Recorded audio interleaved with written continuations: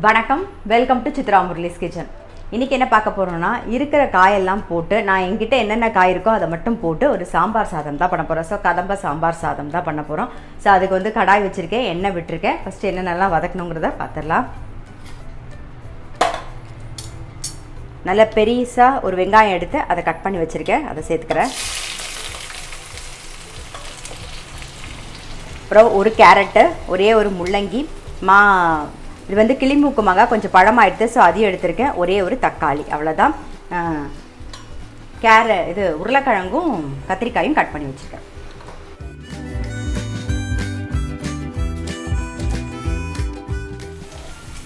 இந்த பக்கம் வந்து வெங்காயம் வதங்கின்னு இருக்கு. ஸோ வெங்காயம் வதங்கட்டும். அதுக்குள்ளே வந்து நம்ம இந்த பக்கம் கடாய் வச்சு ஒரு ட்ராப் எண்ணெய் விட்டுருக்கோம். வறுத்து அரைக்க வேண்டிய சாமான்லாம் வறுத்துக்கலாம் ஃபஸ்ட்டு. அதுக்கு ஒரு சின்ன பீஸ் பெருங்காயம் சேர்க்குறேன். பெருங்காயம், வரமிளகா ஒரு 5 வரமிளகா சேர்த்துருக்கேன். தனியா 1 டீஸ்பூன், கடலைப்பருப்பு ஒரு 3/4 டீஸ்பூன், உளுத்தம்பருப்பு 1/2 டீஸ்பூன், மிளகு 1/4 டீஸ்பூன், ஒரு பிஞ்ச் வந்து வெந்தயம். ஸோ இது வறுத்துக்கலாம்.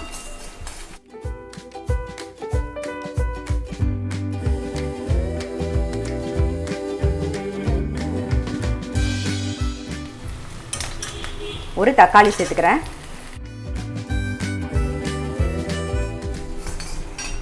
தக்காளி வெங்காயம் வதங்கிட்டு இருக்கட்டும். அதுக்குள்ளே நம்ம இங்கே வந்து வறுத்துட்டு இருந்தோம் இல்லையா, தனியா கடலைப்பருப்பு வரமிளகாலாம், அது நல்லா வறுபட்டுருது. அது கூட வந்து தேங்காய் சேர்த்துக்கலாம். ஒரு 1/2 கப்புக்கு தேங்காய் சேர்த்துக்கிறேன்.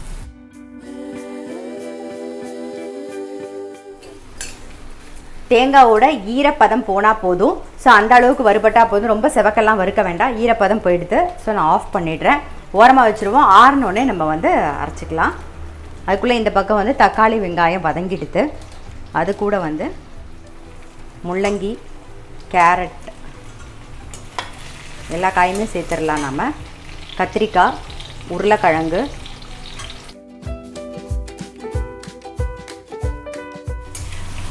அடுத்தது மாங்காய்,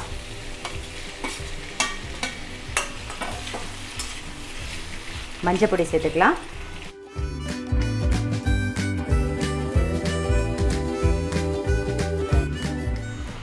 தேவையான உப்பு சேர்த்துக்கலாம்.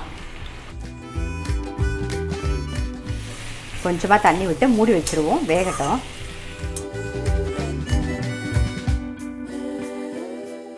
மூடி வச்சுருவோம், வேகட்டும். நம்ம இப்போ கொஞ்சம் உப்பு சேர்த்துருக்கோம். ஏற்கனவே வந்து 1 கப்பு பச்சரிசி, ஒரு 1/2 கப்பு துவரம்பருப்பு, ரெண்டுத்தையும் நல்லா வாஷ் பண்ணிவிட்டு ஒரு 20 நிமிஷம் ஊற வச்சு அதை வந்து உப்பு, மஞ்சப்பொடி, கொஞ்சம் பெருங்காயம் போட்டு வேக வச்சு ரெடியாக எடுத்து வச்சுருக்கேன். ஸோ அதனால் அந்த குழம்புல உப்பு போடும்போது பார்த்து போட்டுக்கோங்க. இங்கே பாருங்கள், வெந்து ரெடியாக இருக்குது.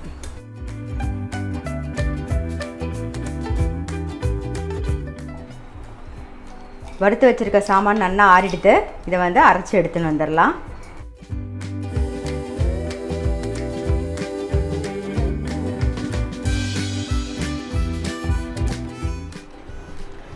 நல்லா பேஸ்ட்டாக அரைச்சாச்சு. ஸோ அதை ஓரமாக வச்சிடலாம்.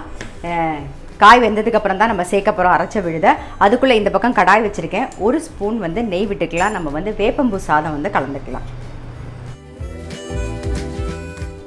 கொஞ்சம் கடுகு, கொஞ்சமாக 2 உளுத்தம்பருப்பு, 2 சீரகம், கொஞ்சமாக கருவேப்பிலை, அப்புறம் வேப்பம்பூ சேர்த்துக்கலாம். இந்த வேப்பம்பூ கூட சேர்ந்து நான் என்ன பண்ண போகிறேன்னா, நம்ம வந்து அஷ்டச்சூர்ண பொடி அரைச்சி வச்சுருந்தோம்ல, அது வந்து கொஞ்சம் 1/2 ஸ்பூன் வந்து அதோட சேர்த்துக்க போகிறேன் நான். வேப்பம்பூ வந்து நீங்கள் அப்படியே வந்து வேப்பம்பூவை நெய் சுட சாதத்தில் நெய் விட்டு பிசைஞ்சு சாப்பிட்லாம். கொஞ்சம் லைட்டாக வறுத்துட்டு இந்த மாதிரியே சாப்பிட்லாம். மிளகு பொடி போட்டும் சாப்பிட்லாம். ஸோ நம்ம விருப்பம்தான். லைட்டாக கொஞ்சமாக சேர்த்துக்கிறேன், அவ்வளோதான். ஆஃப் பண்ணிவிட்டு எடுத்து வச்சுருக்கிற சாதத்தை சேர்த்துருவோம். நல்லா மிக்ஸ் பண்ணிவிடுவோம்.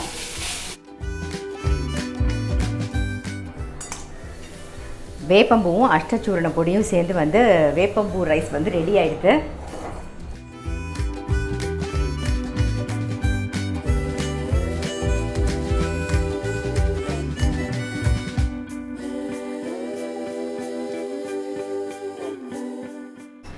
இந்த பக்கம் வந்து காயும் ஒரு 3/4 பாகம் வெந்தெடுத்து.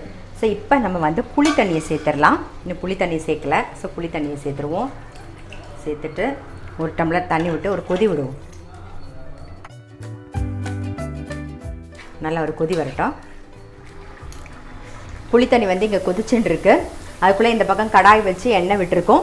தயிர் சாதத்துக்கு தாளிக்க போகிறோம். தயிர் சாதத்துக்கு வந்து சாதத்தை நல்லா மசிச்சுட்டு உப்பையும் போட்டு மசிச்சுட்டு பால் மட்டும் விட்டுருக்கேன். இன்னும் தயிர் சேர்க்கவே இல்லை பாருங்கள். பால் மட்டும் விட்டு மசிச்சு வச்சுருக்கேன். கொஞ்சம் லேட்டாக சாப்பிட்ற மாதிரி இருந்ததுன்னா தாளித்து கொட்டி எல்லாம் ரெடி பண்ணி வச்சுருங்க. அதுக்கப்புறமா வந்து தயிர் சேர்த்துக்கோங்க சாப்பிட்ற சமயத்தில். இல்லை இப்போ உடனே சாப்பிட போகிறோம் அப்படின்னா பால் விட்டு, நான் காலையிலேயே வந்து நல்லா மசிச்சுட்டு பாலெல்லாம் விட்டு ரெடி பண்ணி வச்சுட்டு இப்போ தாளிச்சிட்டு தயிர் சேர்க்க போகிறேன். ஏன்னா நாங்கள் இப்போ தான் சாப்பிட போகிறோம், அதனால இப்போ தயிர் சேர்க்க போகிறேன். கடுகு போட்டுக்கலாம். இப்போ இந்த பெருங்காயம் தான் சேர்க்குறேன். நிறைய பேர் கேட்டிங்க இந்த பெருங்காயம் எப்படி கரையும் அப்படின்னு சொல்லிட்டு. நீங்கள் போட்ட உடனே கரையாது. அப்படியே போட்ட உடனே நீங்கள் உங்களுக்கு வாயில் ஆப்பிட்டாலும் வந்து அது பெருசாக வந்து கசப்பாக தெரியாது, நல்லாயிருக்கும், ஒரு டேஸ்ட் கொடுக்கும். கொஞ்சம் நேரம் ஆக ஆக அப்படியே தானாக நல்லா கரைஞ்சிரும். இப்போ பெருங்காயம் சேர்த்துக்கிறேன். இந்த பெருங்காயத்தோட லிங்க் வந்து நான் டிஸ்கிரிப்ஷன் பாக்ஸில் தரேன். GPC பெருங்காயம் தான். இது ஒரு மாதிரி நல்ல டேஸ்ட்டாக இருக்கும்.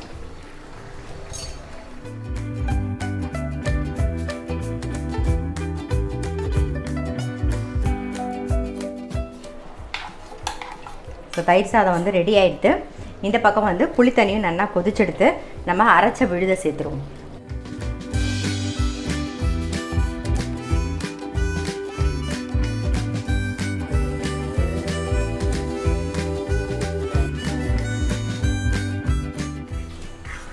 மிக்ஸி ஜார் அலம்பி அந்த தண்ணி விட்டுறலாம். கொஞ்சம் வெல்லம் சேர்த்துக்கலாம். நல்லா வந்து ஒரு கொதி வரட்டும்.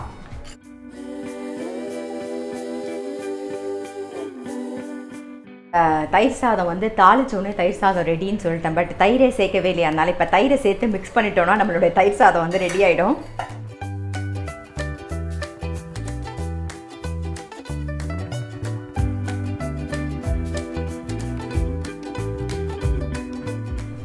குழம்பு கொதித்து நல்லா ரெடி ஆகிடுது. கொஞ்சம் எடுத்து வச்சுட்டு நம்ம வந்து சாதம் போட்டு மிக்ஸ் பண்ணிக்கலாம். கொஞ்சம் எடுத்து வச்சுருக்கேன். சாதம் பாருங்கள் நல்லா வெந்து ரெடியாக இருக்குது. கீழே ஒரு மாட்டி மசிச்சுருவோம். அதுக்கப்புறமா சாதம் சேர்க்கலாம். நீங்கள் வந்து இந்த மாதிரி மசிச்சுண்டு இந்த கடாயில் போட்டும் கலரலாம், இல்லைன்னா சாம்பாரை வந்து இதில் விட்டுட்டும் கலரலாம். அது நம்மளுடைய விருப்பம்தான்.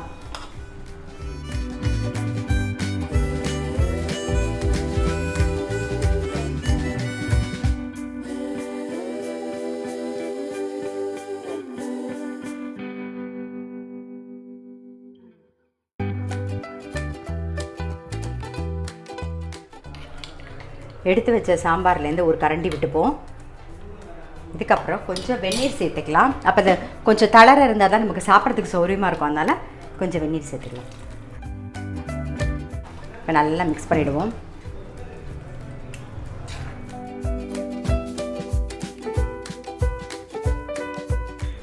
சாதம் ரெடி ஆகிடுது. நான் எடுத்து வச்சுருந்த சாம்பார் ஃபுல்லாகவே விட்டுட்டேன் நான். ஸோ கரெக்டாக இருந்தது.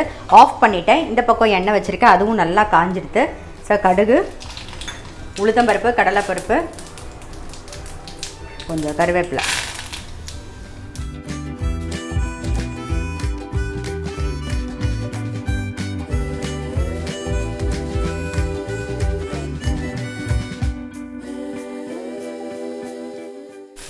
அவ்வளோதான். நம்மளுடைய கதம்ப சாம்பார் சாதம் ரெடி. இதுக்கு மேலாக வந்து நல்லா நெய்யை ஒரு 2 ஸ்பூன் விட்டுருவோம். அவ்வளோதான். நல்லா வாசனையாக இருக்கும், செம்ம டேஸ்ட்டாகவும் இருக்கும்.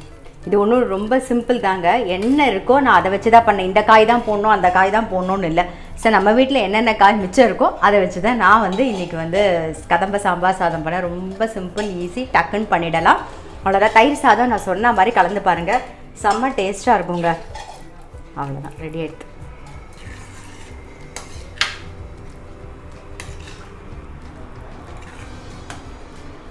இன்றைக்கி ரெசிபி பார்த்துருப்பீங்க. கதம்ப சாம்பார் சாதம், அப்புறம் வந்து தயிர் சாதம், வேப்பம்பூவும் அஷ்டச்சூரண பொடியும் சேர்ந்து ஒரு ரைஸ், வேப்பம்பூ ரைஸ் பண்ணியாச்சு. இதுக்கு தொட்டுக்கிறதுக்கு வந்து நான் வந்து அப்பளாமோ இல்லை வடாமோ தான் பொரிக்க போகிறேன். ஆக்சுவலாக நேற்றே வந்து அப்பளம் பொரிச்சது கொஞ்சம் இருக்குது. ஸோ அதனால் அப்பளம் மட்டும்தான். ரெடி ஆகிடுது. ஸோ நீங்களும் உங்கள் வீட்டில் கண்டிப்பாக வந்து ட்ரை பண்ணி பாருங்கள். அஷ்டச்சூர்ண பொடி வந்து அரைச்சி வச்சுக்கலன்னா டெஃபினட்டாக அரைச்சி வச்சுக்கோங்க. உங்களுக்கு வயிறு உப்புசமாக இருந்தாலோ இல்லை கொஞ்சம் ஏதாவது கொஞ்சம் கூட சாப்பிட்டு முடியாத மாதிரி தோணித்து அப்படின்னா அதை ஒரு ஸ்பூன் வாயில் போட்டு நல்லா வார்ம் வாட்டர் அப்படி குடிச்சிட்டிங்கன்னா டக்குன்னு ஒரு ஏப்பம் வருமா சரியாக போயிடும். ஸோ அதனால் அரைக்கலை அப்படின்னா அந்த லிங்க் வேணாலும் நான் வந்து உங்களுக்கு டிஸ்கிரிப்ஷன் பாக்ஸில் தரேன். அஷ்டச்சூர்ண பொடியோட லிங்க்கு வேணும்னா நீங்கள் வந்து அரைச்சி வச்சுக்கோங்க. ரொம்பவே நல்லது. அதுவும் இப்போ இருக்கிறதுக்கு நம்ம ஏதாவது வெளியில் போய் சாப்பிட்டு வந்தோம்னா உடம்புல சுத்தமாக ஒத்துக்கவே மாட்டேங்கிறது. அந்த சமயத்தில் நீங்கள் டக்குன்னு வந்தோடனே ஒரு ஸ்பூன் போட்டு வெந்நீரையும் குடிச்சிட்டிங்கன்னா நல்ல ரிலீஃப் ஆகிடும். ஸோ ட்ரை பண்ணுங்கள்.